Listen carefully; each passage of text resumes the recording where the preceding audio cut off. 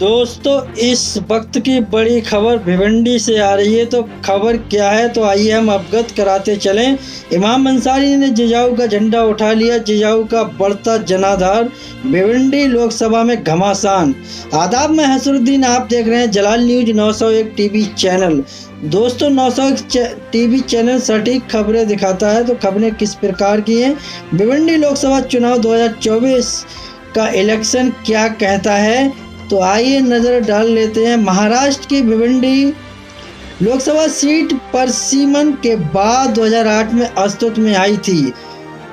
ठाणे जिले में आने वाली भिवंडी सीट पर परसीमन के पहले डहाणू लोकसभा निर्वाचन क्षेत्र का हिस्सा थी। डहाणू से अलग होने के बाद भिवंडी में वो 3 विधानसभा आईं, जहां बीजेपी का दबदबा रहा। यहाँ यही वजह है कि शिवसेना से गठबंधन के बाद बीजेपी इस सीट को अपने पास ही रखती है। भिवंडी में पहली बार 2009 में लोकसभा चुनाव हुआ था, जिसमें बीजेपी की हार हुई।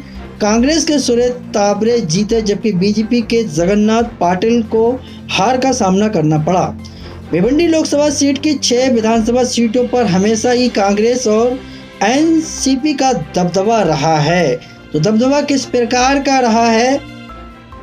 ऐतिहासिक रूप से भिवंडी में कोली और कोकड़ी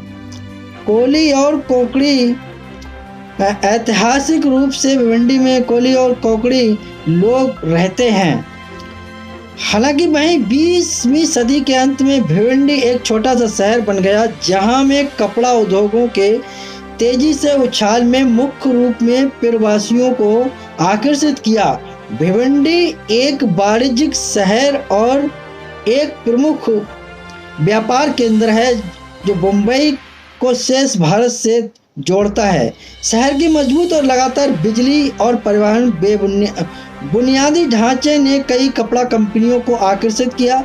इसलिए 1930 के दशक में शहर कपड़ा उद्योग पर केंद्र बन गया, जिसके पास देश में सबसे ज़्यादा पावरफुल और हैंडलूम है। साथ ही अधिकांश आबादी पावरलूम क्षेत्र में काम कर रही है। दूसरा सबसे बड़ा पावरलूम होने के कारण भिवंडी एशिया हेडलूम है। साथ ही अधिकांश आबादी पावरलूम क्षेत्र में काम कर रही है। दूसरा सबसे बड़ा पावरलूम होने के कारण भिवंडी एशिया के सबसे बड़े वेयर हाउसिंग हब में से एक है, क्योंकि इसमें भारत के कुछ सबसे बड़े गोदाम हैं। इसके अलावा शहर में कामवाली नदी अब बंदर मोहल्ला पर एक मसाला बंदरगाह भी है। 2019 का जनादेश इस सीट पर बीजेपी ने तत्कालीन सांसद कपिल पाटिल को टिकट दे दिया था, जबकि कांग्रेस ने पूर्व सांसद सुरेश ताबड़े को उम्मीदवार बनाया था। चुनाव आयोग के आंकड़ों में मुताबिक इस सीट पर कुल 15 उम्मीदवार मैदान में हैं। इस सीट से बीजेपी के कपिल पाटिल ने जीत दर्ज की। उन्हें 583 वोट मिले थे। तो वहीं कांग्रेस के सुरेश इस सीट से बीजेपी के कपिल पाटिल ने जीत दर्ज की थी। उन्हें 583 वोट मिले थे। तो वहीं कांग्रेस के सुरेश ताबड़े 367,254 वोटों के साथ दूसरे नंबर पर रहे, और बीबीए के अरुण दामोदर सामवत 51,455 वोटों के साथ तीसरे नंबर पर रहे थे। भिवंडी लोकसभा सीट पर 69% मतदान हुआ था। 2014 की हम बात करते हैं तो 2014 का जनादेश क्या रहा। 2014 के लोकसभा चुनाव में यहाँ बीजेपी के कपिल पाटिल ने चुनाव जीता था। उन्हें 411,070 वोट हासिल हुए थे। उन्होंने कांग्रेस के विश्वनाथ पाटिल को चुनाव में हराया। उन्हें 301,620 वोट हासिल हुए थे। वहीं मनसे के सुरेश महात्रे तीसरे स्थान पर रहे। उन्हें 93,647 वोट मिले थे। और भी इससे करीबी जो जानकारी है, जो कड़ियां हैं, दर्शकों मैं आपके लिए उन कड़ियों से अवगत कराना चाहूँगा। तो वो कड़ियां किस माध्यम से जुड़ी हुई हैं, तो आइए, भिवंडी से जुड़ी हुई खबरें और भी हैं, और इसी पर खबरें आधारित हैं। इसी की खबरें हैं लोकसभा को लेकर। तो लोकसभा को लेकर क्या वो बड़ी खबरें हैं। तो आइए दर्शकों, हम उन खबरों से जो है आप सभी दोस्तों के लिए अवगत कराते चलें। भिवंडी लोकसभा कॉन्स्टिट्यूएंसी क्या है? भिवंडी पावर लूमचे शहर है, किस प्रकार का है? भिवंडी लोकसभा मतदार संघ का 48 मतदार संघा पैकी एक आहे हा मतदार संघ ठाणे जिल्हात येतो हा। परिसर भिवंडी निजामपूर महानगर पालिका प्रशासन क्षेत्र येतो। भिवंडीचे ऐतिहासिक परिस्थिती में बदल समांतर मुघलांनी त्वचा राजबटीत येथे ईदगाह बांधला होता, त्याला आता ईदगाह चौक इसे और मेळमात येथे हातमागी संघा पिचड आहे। कापड नृत्यसाठी है, शहर प्रसिद्ध है। दोस्तों, ये वो भाषा है जिस प्रकार से ये लिखा हुआ उसी प्रकार से मैं आपके लिए जो है बताना चाह रहा हूँ। 2009 में माध्य पहली निवडणूक या चागुचे राजकीय परिस्थिती बोलेचे छाले 2009 मध्ये येथे पहिल्यांदाचे लोकसभेची निवडणूक झाली होती। निवडणुकीत काँग्रेसने सुरेश ताबरे यांना तर भाजपने जगन्नाथ पाटील यांना उमेदवारी दिली होती, तर मनसेने देवराज मेहत्रे यांना उम्मीदवार जाहिर केली।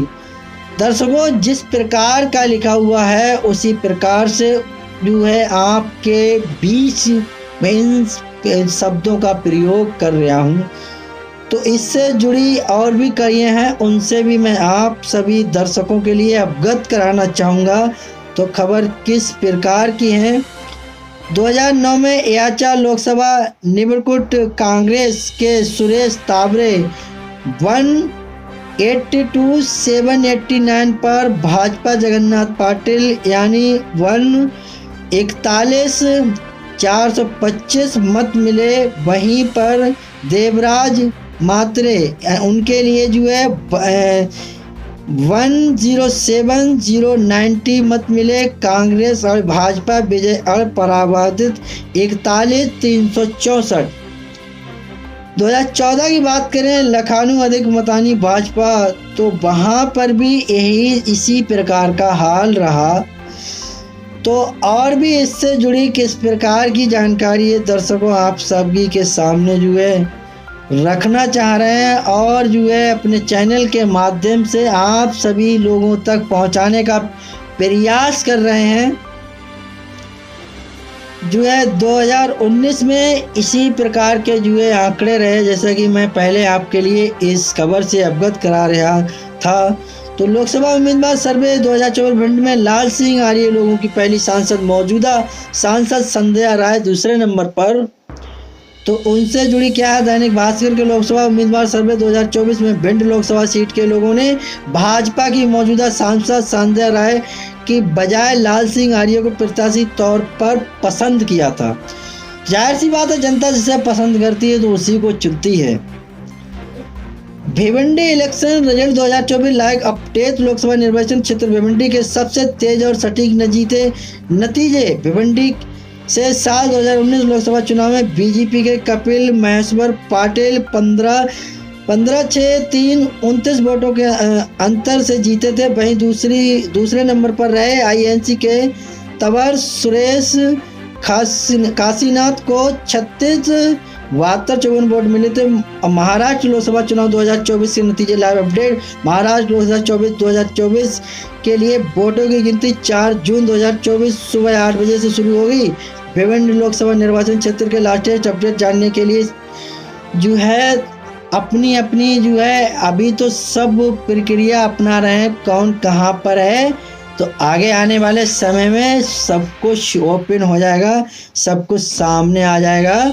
तो महाराष्ट्र भिवंडी लोकसभा चुनाव 2024 की रिजल्ट की ताज़ा खबरें हाईलाइट जान आएंगी, तो सभी को पता लगेंगी किस प्रकार की खबरें हैं। इमाम अंसारी ने जिजाऊ का झंडा उठा लिया, जिजाऊ का बढ़ता जनादर भिवंडी लोकसभा में घमासान। तो दर्शकों, हमने इस खबर से आप सभी लोगों के लिए अवगत कराया। तो दर्शकों खबर कैसी लगी? मुझे उम्मीद है अगर आप सभी दर्शकों के लिए खबर अच्छी लगी हो तो एक आगाज करके जाइएगा, चैनल के लिए लाइक शेयर सब्सक्राइब कीजिएगा, घंटी वाला बटन ऑल करना ना भूलें, जिससे हर नोटिफिकेशन आप सभी दोस्तों तक पहुंच सके। दर्शकों, मेरा खबर दिखाने का और बताने का माध्यम रहा लोगों के लिए ज़्यादा से ज़्यादा जागरूक करना, ना कि किसी की भावनाओं को ठेस पहुंचाना। तो दोस्तों, मैं इसी प्रकार की लेटेस्ट खबरें लेके आता हूं, बने रहिए हमारे चैनल के साथ। तो दर्शकों, फिर मुलाकात होगी एक नई अंदाज में, नई खबर के साथ, नेक्स्ट खबर के साथ। तो दोस्तों, जब तक दीजिए इजाज़त।